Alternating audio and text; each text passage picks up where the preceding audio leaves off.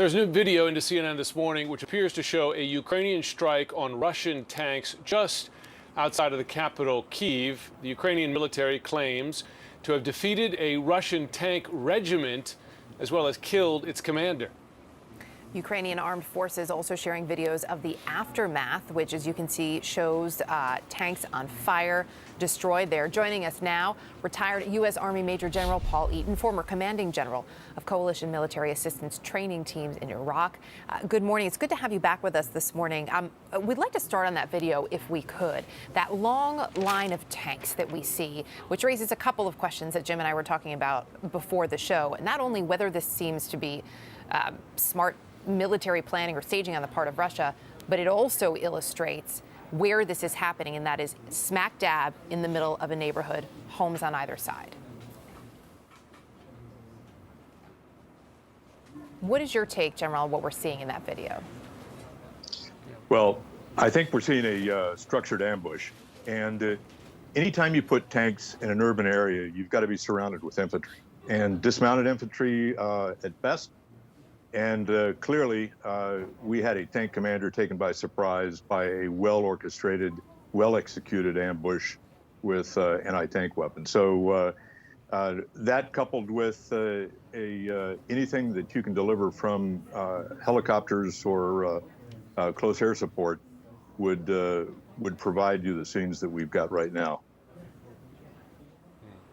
The U.S. estimates that Russian losses just 2 weeks in this war have been significant, up to 10% of its total force either destroyed or inoperable. And they've just greatly increased their estimate of Russian personnel losses. Earlier in this week, they were saying 2,000 to 4,000. Now they say perhaps 6,000. I mean, that's coming up to the combined total of U.S. deaths in Iraq and Afghanistan over 20 years, just in a couple of weeks here.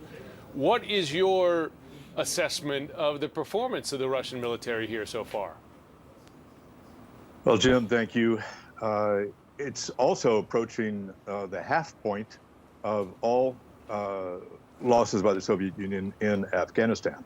Yeah. What we're witnessing right now is an unexpectedly incompetent ground force. They've been unable to execute combined arms maneuver. They can't resupply their ground forces. Back in the Cold War, we used to worry about the 10-foot-tall Russian. He did not appear at the end of the day to be anywhere near that. We've done it again, and the Russians have grossly underestimated their enemy. They have grossly underestimated the difficulty in maneuver in Ukraine, and we're seeing that play out on a daily basis. Yeah. We're seeing that play out. We also are still seeing the devastating attacks on civilians and on civilian targets. Looking at what we are seeing this morning, what more do you think Ukraine needs in terms of assistance from its allies, from its partners? We need to continue to do what we're doing, and the Ukrainians who have spoken to us from vantage points in Ukraine are asking for more air defense and more anti-tank, anti-armored vehicle missiles. And so we've got to keep that pipeline of Stingers going in, pipeline of Javelin going in. We're doing the right thing. But what we could also do is provide. We used to talk about linkage with President Nixon and his advisor Kissinger. We need to provide a strategic distraction for Mr. Putin.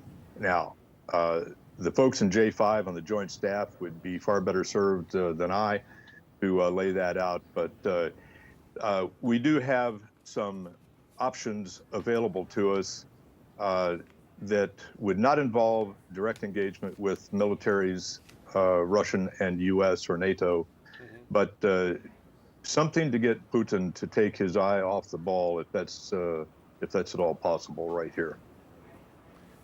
Can you explain what a strategic distraction might look like? Are you talking about something in the cyber realm? It could be cyber. We're already working very hard on the economic front, on the diplomatic front. It could be diplomatic engagement with folks who are in a position to worry Mr. Putin. China, I think, is absolutely a diplomatic opportunity that we need to engage. Reinforcement of Polish ground forces, Baltic forces. It's that city, Kaliningrad, that's a lovely place. It'd be terrible if something happened to it. Kaliningrad Oblast is separated from Russia with 2 NATO countries bordering, and with it's just there. If we were to put substantial ground forces, that would be worrisome. We wouldn't have to do anything but station a more robust ground military and air military presence in Poland and the Baltics. We started, we need to continue. Major General Paul Eaton, always appreciate your insight. Thank you for being with us this morning. Thank you very much.